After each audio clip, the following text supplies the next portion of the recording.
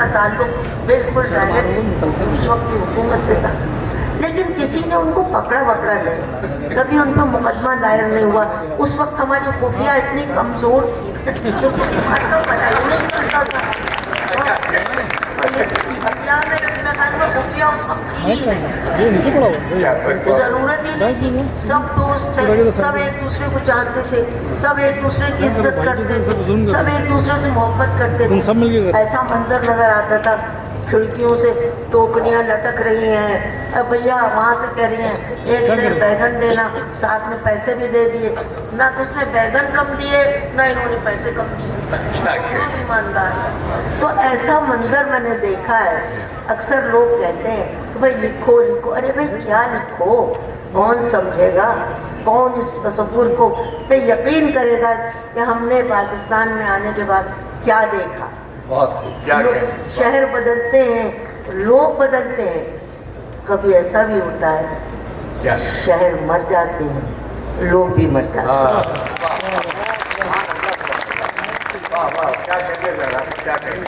ناصر بھائی، آپ کے آنے سے تھوڑی دیر پہلے بھی ہم بات کر رہے تھے کراچی میں آئی تبدیلیوں کی، جو شہر جس طرح تبدیل ہوا ہے، اور آپ ذرا فرمائیے گا کہ جو ادبی محافل آپ نے جب شعر لکھنا شروع کیا یا سخن فہمی کا دور شروع ہوا، اس وقت سے لے کر اب تک جو ادبی محافل رہی ہیں کراچی میں، جن کا آپ حصہ رہے ہیں یا نہیں رہے ہیں، ان میں کوئی تبدیلیاں آئیں یا کون لوگ تھے جن کے ساتھ آپ پہلے اٹھتے بیٹھتے تھے، اور اب کیسے تبدیلی ہے؟ کوئی معیاری تبدیلی ہے، کوئی دوسری غیر معیاری تبدیلی؟ کراچی کو اب آپ کیسا دیکھتے ہیں ادبی محافل کے لحاظ سے؟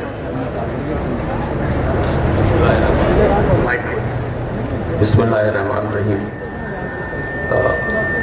اب ہر کوچہ ایک مقتل ہے، ہر موڑ پہ اب ایک رہزن ہے۔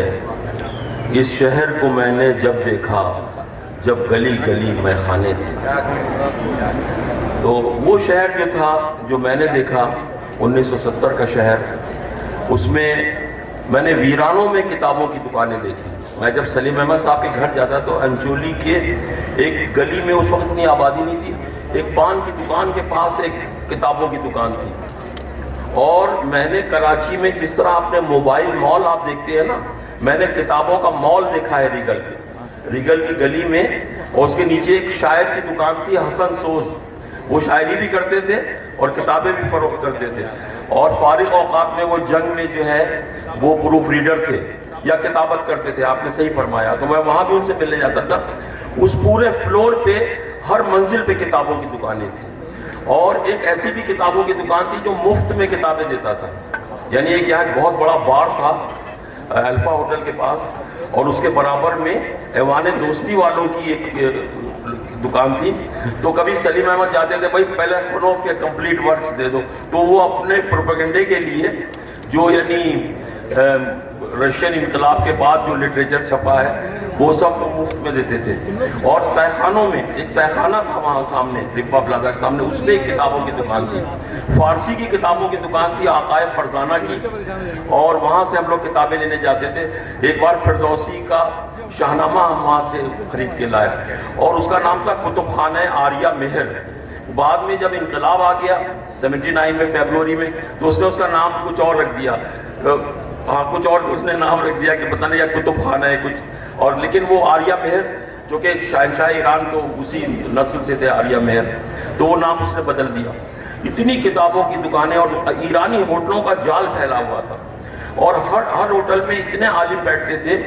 آج مجھے کوئی لفظ پوچھنا ہوتا ہے، میں کتاب پڑھتا ہوں، کوئی مشکل چیز آتی ہے تو میں الگ لکھ لیتا ہوں کہ پوچھ لوں گا، مجھے 3 مہینے لگ جاتے ہیں وہ آدمی ڈھونڈنے میں جس سے میں یہ پوچھوں۔ اور پہلے میں کسی ہوٹل کے باہر جا کے کھڑا ہوتا تھا، ایک نظر ڈالتا تھا، میں کہتا تھا یہ شاہ حسن عطا بیٹھے ہیں، ابھی جا کے میں ان سے پوچھ لوں گا کہ اس لفظ کا مادہ کیا ہے۔ جو چیز میں اتنی، یعنی یہ بغداد تھا، یہ قرطبہ تھا، یہ نیشاپور تھا، یہ ایسا ایک شہر تھا۔ اور اس زمانے میں بہت ساری محفلیں تھیں، کچھ مشہور ہو گئیں، کچھ گمنام ہیں۔ ایک ناظم آباد میں ایک صالح صاحب تھے، وہ ہر ہفتے ایک نشست کرتے تھے، اس میں ماہر القادری، راغب مراد آبادی، تابش دہلوی، یہ کلاسیکل قسم کے بوڑھے لوگ جاتے تھے۔ چونکہ میں بوڑھے لوگوں کے درمیان کم عمری سے رہتا تھا تو میں ان کے ساتھ جاتا تھا۔ اسی طرح جو ہے سلیم احمد اور قمر جمیل کی محفلیں تو آپ کو پتہ ہے بہت مشہور ہے. نصیر آباد میں ایک حسن اکبر ایڈوکیٹ تھے جو ایڈوکیٹ جنرل تھے سندھ کے. ان کا گھر بھی ایسا تھا. اچھا یہ ایسی محفلیں ہوتی تھی کہ یہاں نہ کوئی پوچھتا تھا آپ کون ہیں, آپ کہاں سے آئے ہیں, آپ کیا کر رہے ہیں. آپ وہاں دروازے کھلے میں آپ جائیں, صوفے پہ سو جائیں, لیٹ جائیں. کھانے کے وقت ایک بچی آئے گی, ٹرے میں کھانا لے کے آ جائے گی. کوئی پوچھے گا نہیں کہ آپ چائے پئیں گے, آپ کھانا کھائیں گے. چائے کے وقت ایک بچہ جو ہے چائے لے کے آ جائے گا. اور اسی طرح ایک میخانہ بھی تھا. ایک صاحب کا گھر تھا, ان کا نام تھا یوسف علی لائق. اب وہ مرحوم ہو گئے, نام لینے میں کوئی حرج نہیں ہے. ان کا گھر میکتا تھا. وہاں جو ہے بڑے بڑے وہ جو ہے پلاسٹک کے ڈبے ہوتے تھے اور اس میں سونف کی بنی ہوئی, لونگ کی بنی ہوئی, ادرک کی بنی ہوئی, اور جو بادانوش تھے وہاں جاتے تھے. ان کی ایک چھوٹی سی بچی تھی, وہ لا کے گلاس رکھ دیتی تھی اسٹیل کے. تو یعنی اس طرح کا کلچر تھا اور اتنی محبت تھی لوگوں میں.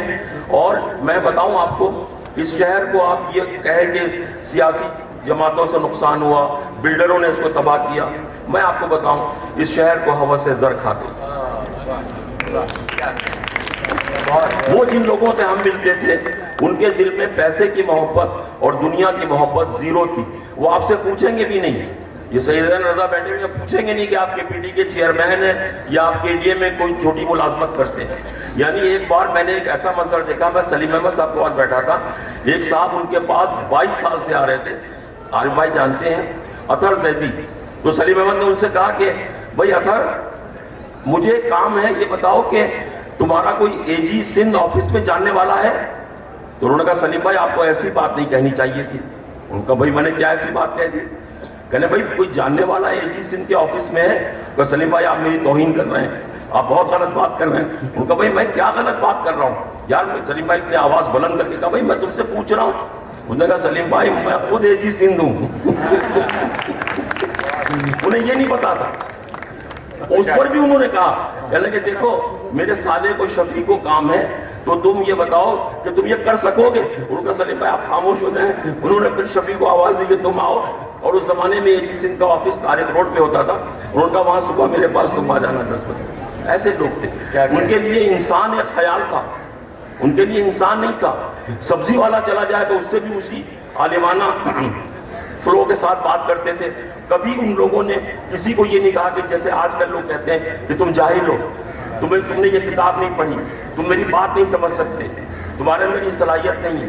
نہیں, اگر کرار صاحب کے پاس جو ہے ببو قصائی بھی چلا جائے تو کرار صاحب سے کہتے ہیں دیکھو بات یہ ہے کہ جو 1857 کی جنگ آزادی ناکام ہوئی تو اس کا جو ہے اس کے میں نہیں کہتے تھے اس کے اندر, اور اس کے اندر یہ ہے کہ اب اس کا سارا ملبہ مسلمانوں پہ ڈال دیا.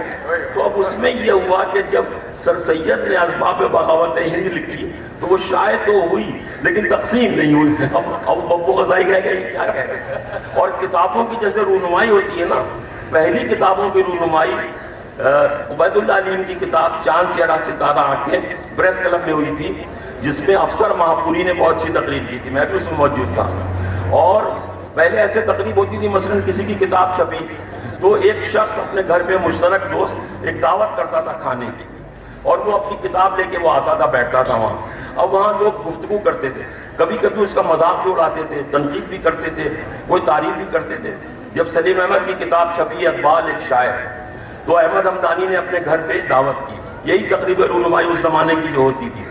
اور اس میں احمد ہمدانی اور اطہر نفیس اور اس زمانے میں لاہور سے اختر حسین جعفری آئے تھے, وہ بھی, اور سارے شاعر ادیب جو ان کے احباب تھے. اب اس میں سلیم احمد نے یہ کہا کہ بھئی اقبال جو ہیں, اقبال نے مولا علی کی فکر کو اور ان کی دانش و حکمت کو کاٹ کے الگ پھینک دیا, صرف زور حیدری کو لے لیا, ان کی حکمت اور دانش کو نہیں لیا. تو لوگوں نے کہا وہ کیسے؟ یعنی کہ اقبال نے یہ لکھا کہ میرے لیے ہے فقط زور حیدری کافی. اب فقط کا لفظ لکھا ہے اقبال نے, میرے لیے ہے فقط زور حیدری کافی, تیرے نصیب فلاتوں کی تیزی ادراک ہے. کہا کہ وہ جو تیزی ادراک ہے, وہ جو دانش ہے اور حکمت ہے, فلسفیانہ مباحث ہے, وہ تیرے سپرد ہے, ہمیں نہیں چاہیے. ہمیں تو ذوالفقار چاہیے, ہمیں تو زور حیدری چاہیے. اب اس کے دادا استاد بیٹھے ہوئے تھے کرار صاحب. اب دیکھیے کرار صاحب کا میری لیول دیکھیے ان کی انٹیلیکٹ. کہنے لگے بھائی سلیم اچھا جب وہ بولتے تھے تو سلیم احمد کی سٹی گم ہو جاتی تھی، دست بستہ. یعنی ان کی عزت اور احترام کا حال یہ تھا کہ جب اردو کے سب سے بڑے نقاد محمد حسن عسکری کی کتاب چھپ چکی تھی انسان اور آدمی، اس وقت انہوں نے پوچھا سلیم بھائی کی موجودگی میں، سجاد باقر رضوی نے مجھے بتایا، کہا کہ بھائی عسکری ہم نے سنا ہے تم بھی کچھ مضامین وغیرہ لکھنے لگے ہو. تم کہا جی جی جی بھائی ہمیں بھی دکھاؤ تم کیا لکھتے ہو. یعنی لیکن ایک لفظ انہوں نے جواب میں نہیں کہا، دست بستہ، یہ احترام تھا.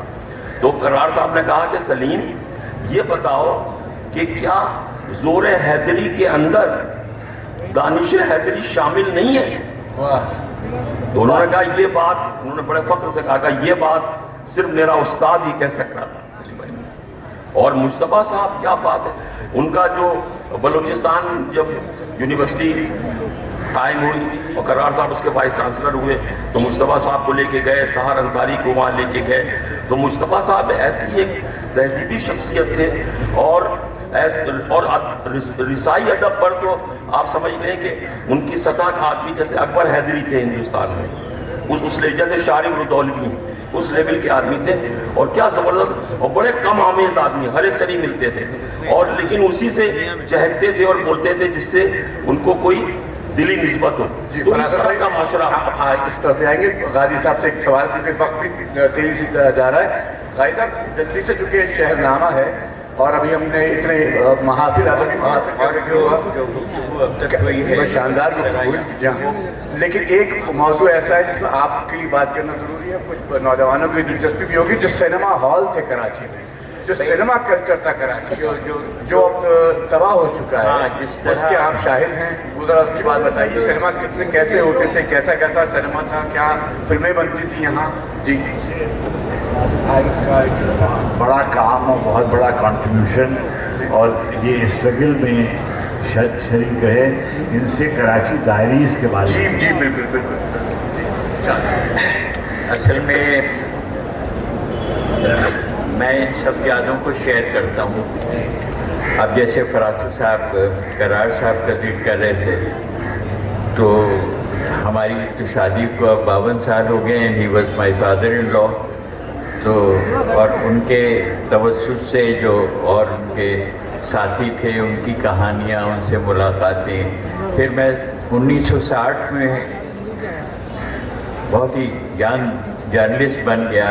ان دنوں شام کے اخبار یہاں کے بہت اہم ہوا کرتے تھے، لیڈر، ڈیلی نیوز، اسٹار اور سارے، یعنی ٹیلی ویژن وغیرہ تو اس کا کوئی تصور بھی نہیں تھا وہاں اس وقت. تو اس میں کراچی کی جو زندگی ہے، کرائم اور سوسائٹی اور ایکسبیشنز اور کتابوں کا چھپنا، ان سب سے ایک طرح کی میں ایک رپورٹر ہوا کرتا تھا اور یہ سب دیکھا کرتا تھا. تو اتنی یادیں ہیں اور اتنے لوگوں کے تذکرے ہیں کہ میں I won't even go into it. اب اگر صرف عبید اللہ بیگ کا میں بات کروں تو گھنٹوں چاہیے. جو جس طرح کی جو میری دوستی تھی، جس طرح کے لوگ تھے، بے شمار لوگ تھے. تو میں نے تو بالکل، یعنی آئی ہیو لیوڈ کراچی اس طرح سے.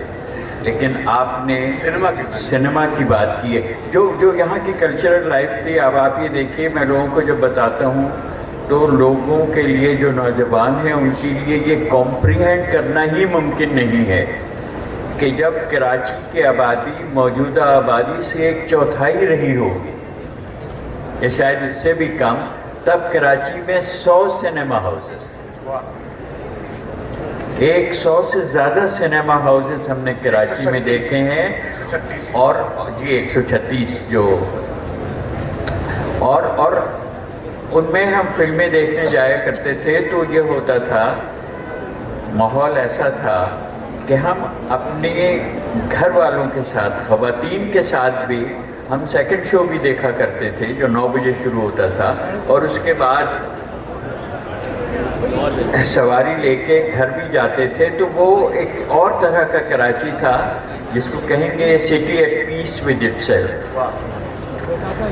اور کراچی ڈائری کی جو بات ہے وہ یہ ہے کہ میں کراچی کے بارے میں شروع سے کالمز لکھتا تھا. اور کراچی ڈائری اس وقت شروع ہوئی جب ضیاء-ال-حق بلکہ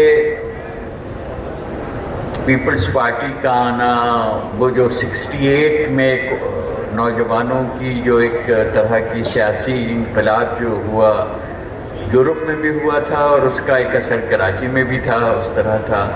تو کراچی ڈائری میں لکھا کرتا تھا ڈان میں، اور شروع میں تو اس کا یہی تھا کہ بھئی کراچی میں جو کلچرل ایکٹیویٹیز ہیں ان کے بارے میں ہوگا.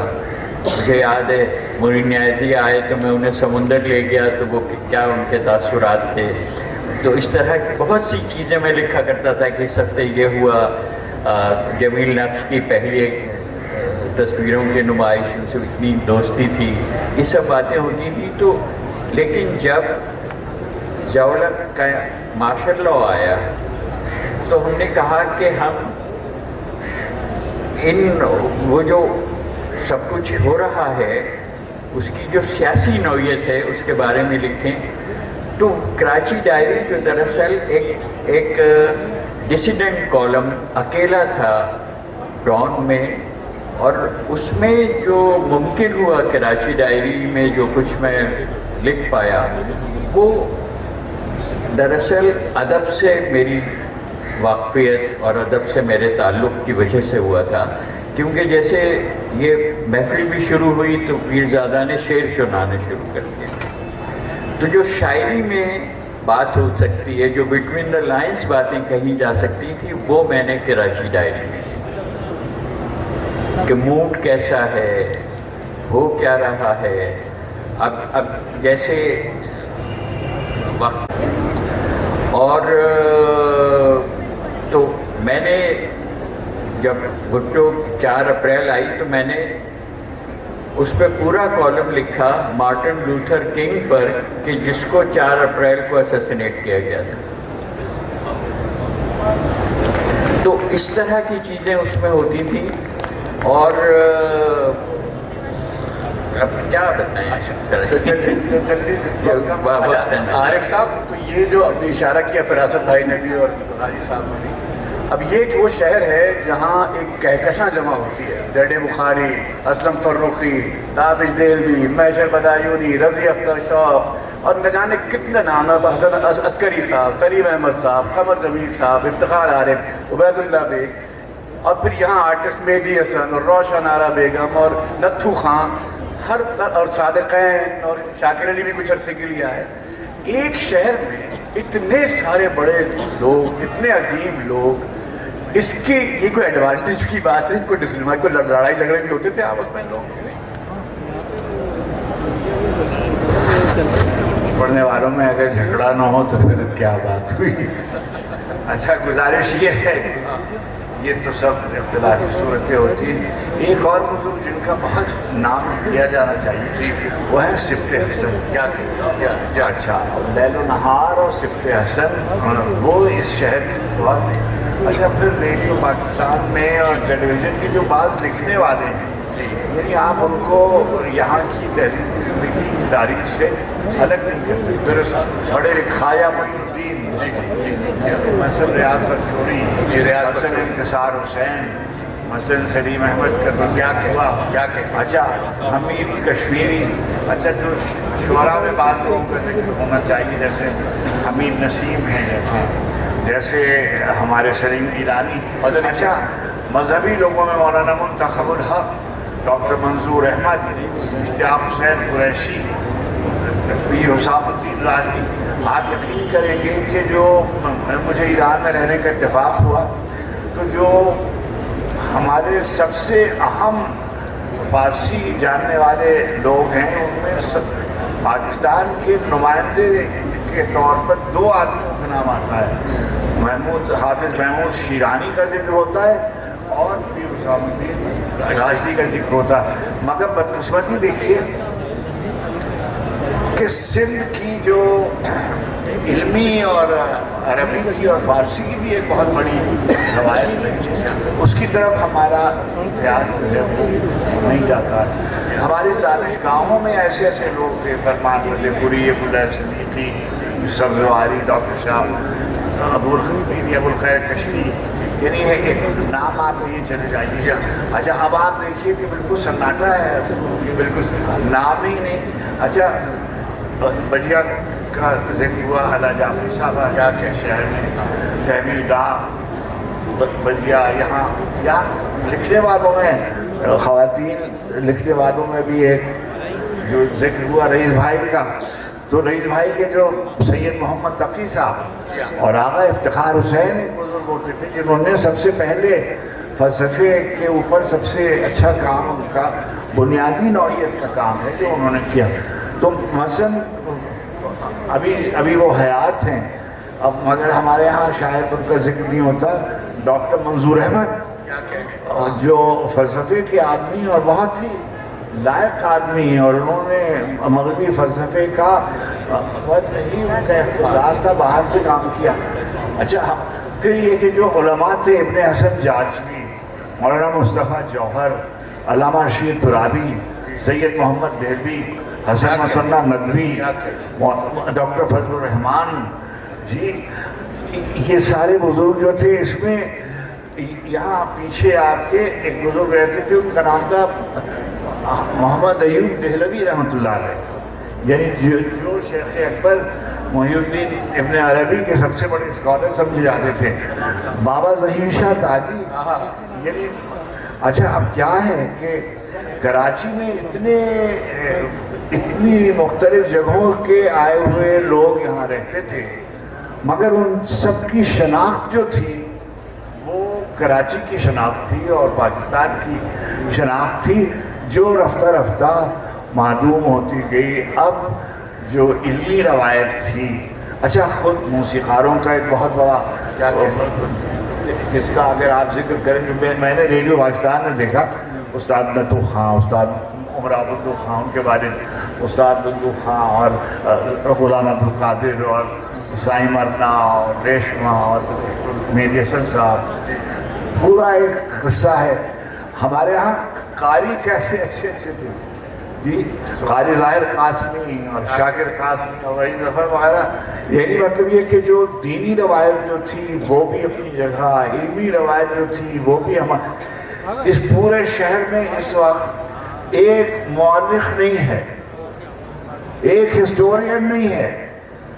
ریاض الاسلام آخری آدمی تھے تاریخ کے. جی درست. اچھا آپ ان سے اختلاف کر سکتے ہیں اشتیاق حسین قریشی سے، مگر جو ان کا کام ہے تاریخ کا، اس سے آپ انکار نہیں کر سکتے.